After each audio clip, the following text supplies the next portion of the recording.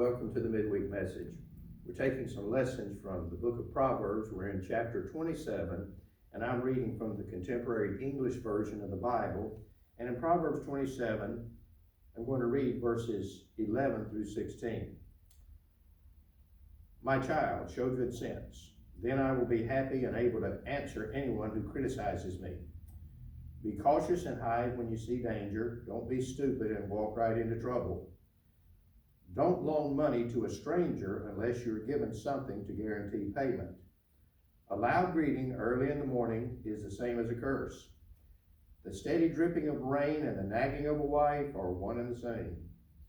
It's easier to catch the wind or hold olive oil in your hand than to stop a nagging wife.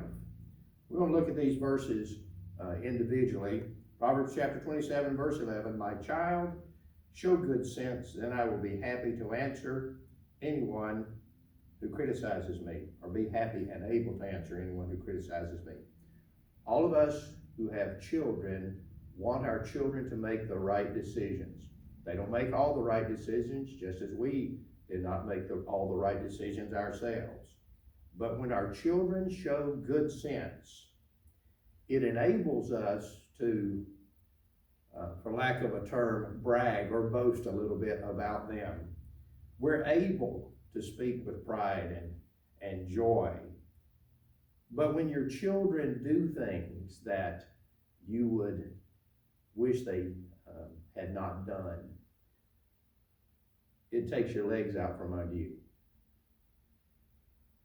No child does everything right, just as no parent does everything right. But we're better able to show pride when our children, when our family members actually do the right things. Verse 12, be cautious and hide when you see danger. Don't be stupid and walk right into trouble. Now, verse 11 starts with my child. This is still speaking to his child. Look ahead and foresee danger. Don't just bumble along through life and walk right into trouble. Use foresight. Good principle. Verse 13. Don't loan money to a stranger unless you're given something to guarantee payment. Loaning money as an individual to other individuals is not a good practice. I'm not saying it should not ever be done. I have done it, but very seldom. But you can create really hard feelings with others by loaning money. Financial matters are very dicey between individuals. Some of you had wonderful family relations until one of your members family members that had some things to leave in property or lands passed from this life, and then your relationship was put to the test.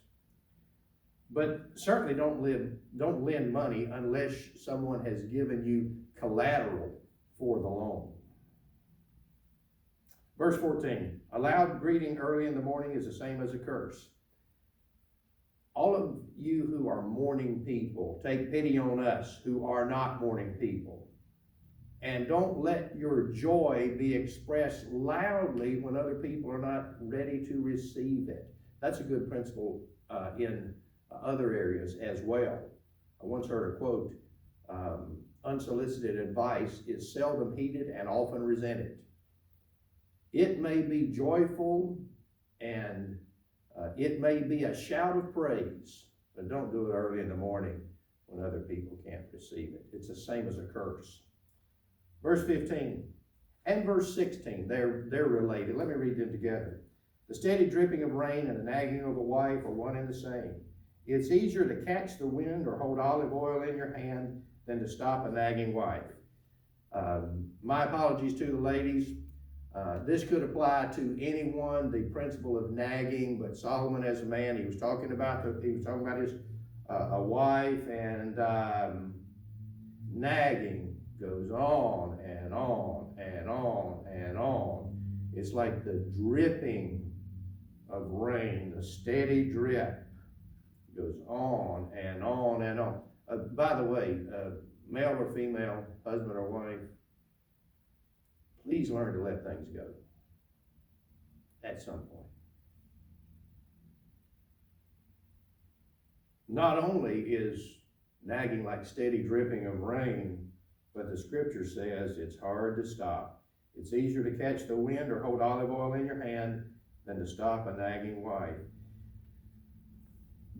There is no end to some arguments. Please remember that. Have you ever tried to shut anybody up? Wasn't easy, was it? We need to be careful in our relationships. Learn to let things go. Learn when to bridle ourselves. Makes for better relationships, married or otherwise.